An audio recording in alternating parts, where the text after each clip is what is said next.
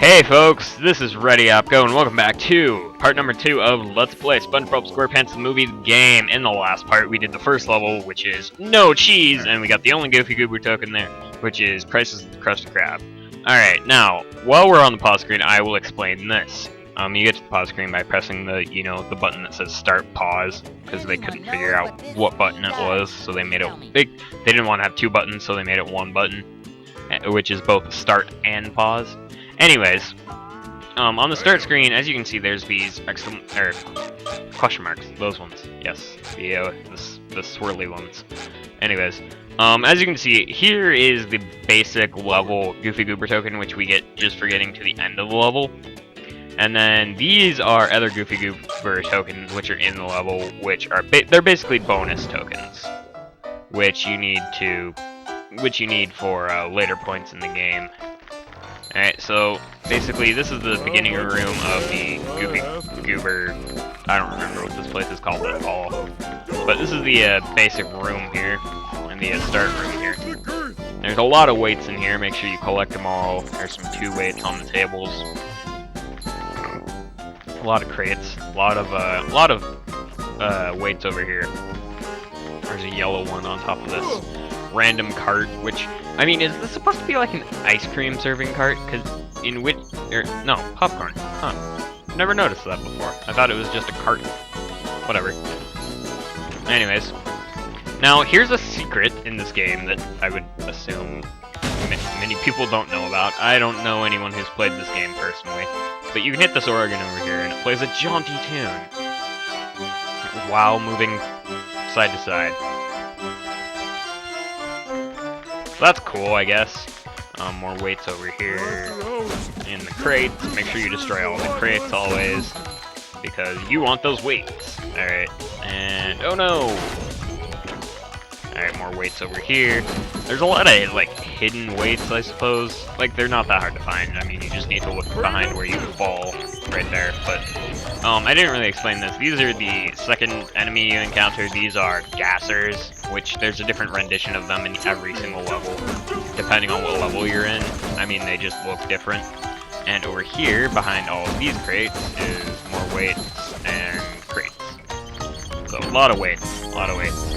Now, the interesting thing about the upgrade system in this game is that, as you can see, we need 1,500 to get our next upgrade point, and we have 537. Now, that's on top of the 250 we collected for the first upgrade point. So, we've only collected, like, another 250 to get to this point. We haven't collected the entire 538. Alright, over here's a cutscene, which is explaining the third new type of enemies, which are sweep enemies, or like hammer enemies, I suppose, which use their weapons in a hammer-like motion to hurt you. Duck! Haha. Anyways, these are hammer-type enemies. Now these guys actually take 2 hits unless you upgrade your attack. Which, now that I think about it, I probably should have upgraded Patrick's in the last level, so this level will be easier. But whatever. Or maybe not. Whatever. Whatever. It's not that big a deal. Alright, here's some trampolines. Oh, in the last part I said the orange ones were automatic, but I guess some of them are, some of them aren't. It just depends on the context of where they are, really. I think the angled ones are automatic, and those ones are manual as to where you go when you jump on them. Alright, and then here's, I suppose you could call this an enemy. This is an enemy spawner, cannon, thingy, whatever you would call it. I have no idea what these things are actually called. But they spawn enemies. They shoot enemies, as seen here.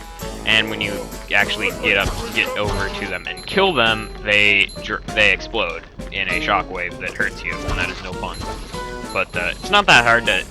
I mean, dodging gassers is really easy. Alright, Up Chocolate Creek is a challenge we can't actually do until the final few levels. We'll have to come back to this level to do it. Destroy you. Get my 50 weight, which are pink, which is the manliest color in the alphabet. Kill the extra enemy over here. Can you destroy the chocolate? You cannot destroy the chocolate. I learn new things every day. We're on top of cupcakes with freaking... This is like this place is like Jesus land for fat people. Yes. Alright, here's a mechanic for only Patrick in his levels. Like, it basically switches between levels, and then there's other levels which are different. There's driving levels and slide levels. We'll get to those later. Alright, here's an ice block. With Patrick, you can press Y on the ice block to swing across it. I think there's the weights down there. Yep. But you can swing across ice floating balloon ice blocks, which make no sense. One, how can they hold up the entire weight of a fat starfish? And two, the logic of him being able to get his tongue stuck to it and then unstuck to it just makes no sense. No one's tongue is that long, unless you're Gene Simmons. So apparently Patrick is Gene Simmons, which I'm not even gonna question logic, because there is zero logic. But kill these dudes, and the jellyfish. They're basically trying to mix up the enemies, and each enemy is basically, the only difference between it and another enemy is different attack type. Alright, over here is a shell, which we can use to talk to Mindy. Patrick? Which you can pause and read if you want to, but it's basically, I can give you, and she's like, I can give you a new attack if you collect enough tokens, which is how you get new attacks for each character, which are shown by the question marks on the upgrade screen. So, what we need to do, we need to collect some Goofy Goober tokens, which the first one, which is the easier of the two you need to get, is in here, which is called the Ounce of Bounce, which can be kind of weird to get to because you have to smash through all these rock walls. Then you come in here, which there's some crates in here, and you can already hear the shimmering of the token. But this is a really easy challenge because all you do is break through the rock walls there, and then you can hop over here. I missed some crates. Basically jump on the trampolines and they immediately take you to the token. So not that hard to do at all. If you can even consider that a challenge, I really wouldn't, because it wasn't very challenging. Anyways, so then we can hop down here. Be sure to avoid this trampoline, because you don't want to end up popping back up there after just being there. There's no purpose. And bird, or top-down view, that is really weird, and I don't know why they would give you these options in the camera, but whatever. Alright, so now we have 2 Goofy Goober tokens, which we can see on this screen, also with our secrets, health, and upgrade points. Alright, and then over here, most levels have a combat arena challenge, or it's different types of challenges for each level. This one has a combat arena challenge, which is basically you go into the level with SpongeBob and you have to kill all the enemies, which pop up in different waves with increasing amount of enemies. So, I guess it was a good idea in the first place that I upgraded SpongeBob's, because it's basically going to give you some sweepers and some gassers. I think the first wave, I'm pretty sure all waves are a mix of both. Anyway, for this one, just basically toss into the crowd. You can use your attack indefinitely, so you can basically just mash the button to kill all of them. And they come out, every time you kill one, it'll shoot out another one from the plankton heads over there, which how they're flying for one, and I'm not even going to question it anymore. But there's Krabby Patties on the side of the arena, which you need to restore your health, because when the gas cloud is residual and it's just sitting there after they've spit it out, it still damages you. So it sits there for a second and then goes away. And that's what you're going to be hit by, because you can hardly see it among the midst of other gas clouds and enemies. But now we have a mix of, now we have sweepers in the mix as well as gassers. Which, again, really isn't that hard. Now, here's something interesting about this challenge. And this actually goes for all, there's something interesting about this challenge. On the final wave, which has 50 enemies, it increases by 10, 30, 40, 50. On the final wave, where there's 50 enemies, I've always had it, except for one time, where the last enemy was a gasser. I'm not sure why that is, but it just seems to be always like that. Yep, see, the last two guys are gassers. But, and then the second thing is, and this goes for the entirety of the game, you can knock enemies into other enemies when you hit them. So you don't necessarily need to hit every single enemy, because some enemies will shoot into other enemies, if that made any sense. It probably sounded really complicated, but it's really simple. Basically, hit guy, he goes flying, and then disappears, and when he's flying, he can hit other enemies. And you get you just saw it right there. But you get extra points for it, too. I mean, there's no real way to control it, but if you can figure out a way to do so, it's really easy to get a few extra points by doing that. Anyways, see, we killed one guy and it shot into other guys, who then shot into other guys. Now, Now, about the enemies in this game, whenever they hit you, they stop and laugh because they managed to hit you. Which, it freezes the enemies. They won't attack you. You can just go right up in their face and they won't attack you. So, I guess if you really wanted to, you could just get hit, have to give them the moment of being paused, and then go get a cheeseburger, and then hit the enemies. Or something, I don't know. No, wait. Haha! Last enemy was a sweeper. Awesome. And, wow, do they run faster than you? I think they do. Anyway, wave 3 complete. That's all the enemies. Or that's it. Right? Yeah. 3 waves. Really easy. And Goofy Gooper token. Which we need to get Patrick's next move. Which is the, what is it? I haven't played this game in a very long time. So I don't necessarily remember what his second move is. Trying to think of what it I think, if I remember correctly, it is the cartwheel. Right? Okay. Yep, cartwheel. Which is activated when you're playing as Patrick. You can press X to cartwheel, which time to spin. Yes. Alright, press X and you cartwheel, which is good for it's good for pressing one button because you don't have to press forward on the control stick. You can just press the one button and cartwheel. It's pretty easy. Kill all these enemies with it. You can also hit the switches with it instead of using your star spin, which I guess is useful information. Not really. I mean, it doesn't really matter what you hit it with. And then you can destroy background objects with it as well. We're not going to want to go through that door yet because there's a lot of extra weights in this room. First of all, there's up here, which you see a big pile of crates, and you're like, oh, I must destroy the crates really, really fast. Don't do that. You're going to want to climb up them and collect all the weights here, and all the way to the top, there's a 50 weight. Now we can use the cartwheel to actually get to the center of the weight of the crates here. Weights, crates, they rhyme, and so, yes. Just make it a note, they do rhyme, and yes.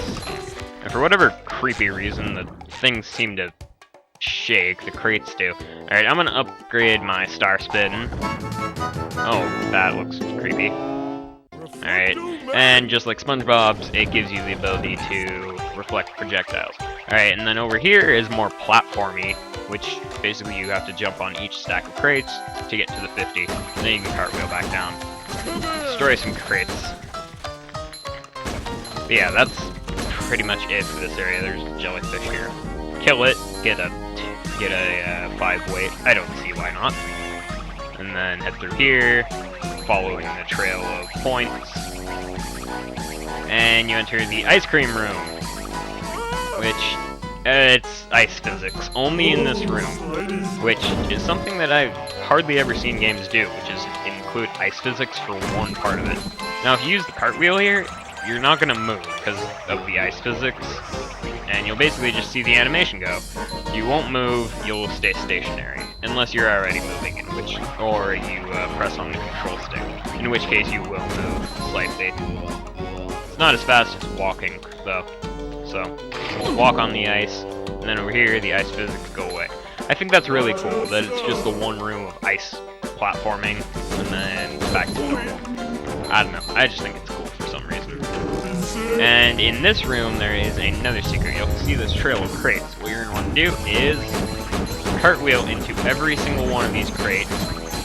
Oh, crap. I think I still might be able to get it if I just cartwheel this one. No. Basically you cartwheel into every one of those crates and that gives you a secret chest. Now the interesting thing about the secrets in this game is that they have a really funny way in the ways that they work. Now the way that they work is there's secret chests in every level, but they don't give you a specific secret for that chest. It just matters how many you collect and then it gives you one. So you can get to the extras by going to the options. As you can see, we have the one extra that we collected in the first level, and there's a ton of extras here. So we collected this in the first level. Now, if we collected the other extra here in this level without collecting the one in the first level, we'd still get film trailer 1 as the extra. It's just weird that that works, because usually it's like, oh, set extra in a set level. Come on. But most games just do it like, oh, there's a secret in this level, you collected this secret. But not in this game, I guess. Ah, that sucked. That really sucked. That was no fun. Okay, do this again. Now the thing about the trampolines in this game is that you jump on them, and then you get another jump, and you get one more jump. Now if you use this right as you jump off, that's all the momentum you're getting. So if I mash the A button here, or you might actually get 2 jumps. No, you get 1 jump off the height of your trampoline jump. But if I just mash the A button at the bottom here, we're not gaining nearly as much height as if I just jump on it. So be careful when you're using the trampolines in this game, because it can screw you over if you jump too early.